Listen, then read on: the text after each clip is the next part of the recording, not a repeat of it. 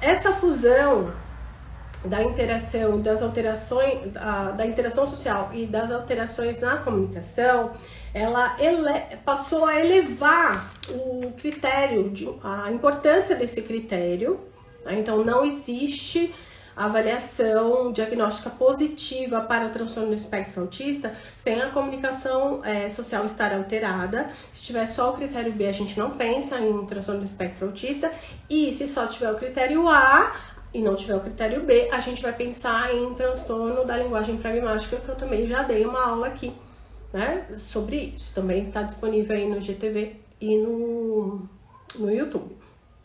A partir dessa ideia de entender o critério A da comunicação social, os déficits, como critério universal, imprescindível para esse diagnóstico, a gente também tem que pensar um pouquinho sobre os marcadores de dificuldade a partir das idades. Então, o que eu sempre digo, a gente não vai esperar a mesma comunicação para uma criança de 12 meses, 18, 36, 48, 60, assim como para um adolescente e um adulto. Então, a gente precisa conhecer muito sobre o desenvolvimento infantil para poder fazer esse tipo de avaliação. Uma outra coisa importante, já que a gente falou sobre DSM-5, é sobre a mudança de nomenclatura, tá? Então, a gente fala em transtorno do espectro autista, que não é só uma mudança de nomenclatura, então não foi somente o nome que foi modificado.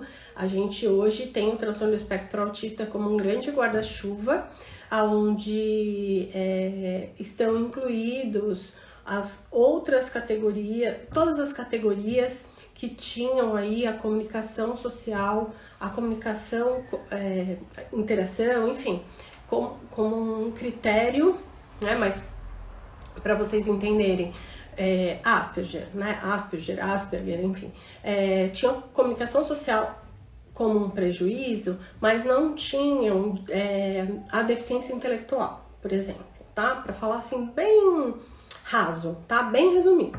Então, esses eram os TEA, né? Mas eram Asperger, porque eles tinham os atrasos na comunicação social, eles tinham os comportamentos repetitivos, estereotipados, mas eles não tinham deficiência intelectual. Então, esses eram os Asperger. Aí tinham os outros que eram considerados autistas, né? Que tinham algum prejuízo maior nas questões cognitivas. Então, eles tinham o critério A, tinham o critério B e tinham algum outro prejuízo. Então, esses eram considerados autistas. Quando a gente fala em transtorno do espectro autista, a gente está incluindo todos, os Asperger e os que eram antes considerados autistas, tá?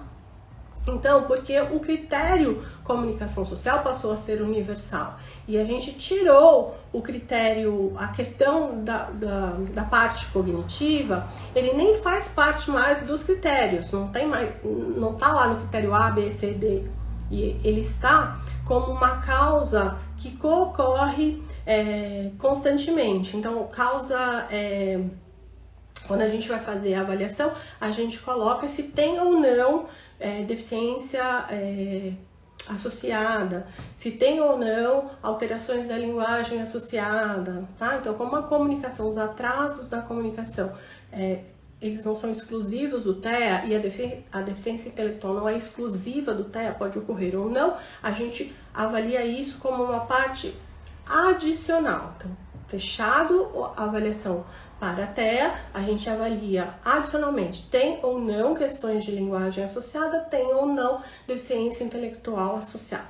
Então, o que de mais importante eu disse aqui? O que é universal de alteração persistente para o fechamento do diagnóstico do transtorno do espectro autista é alteração na comunicação social e os comportamentos repetitivos estereotipados, tá?